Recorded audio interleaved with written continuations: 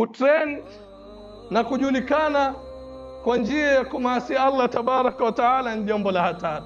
Na kule sisi tunapoenda mbio tupate kujulikana, ndo pale tunakimbilia kuwa karibu na wanaojulikana ili pia sisi tupate kujulikana.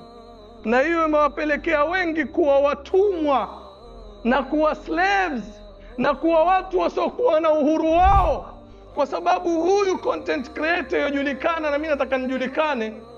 Kubali kuacha jambo analolipenda na analolitaka kwa sababu yule mtu maarufu ataudhika. Kubali kuchukia asiyokuwa na hatia kwa sababu anayesuhubiana naye ni maarufu, ataudhika.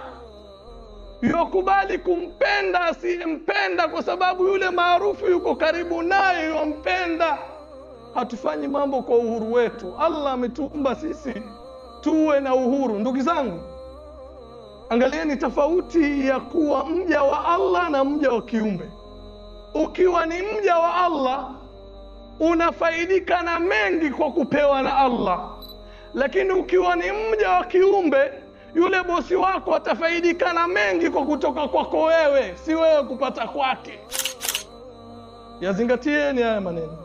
Ukiwa ni mja wa Allah utafaidika mengi kutoka kwa Allah, lakini ukiwa ni mja wa viumbe, viumbe watafaidika mengi kutoka kwako, na wewe utatumika kama handkerchief ama utatumika kama serviette, inakuwa na thamani ikiwa haijatumika.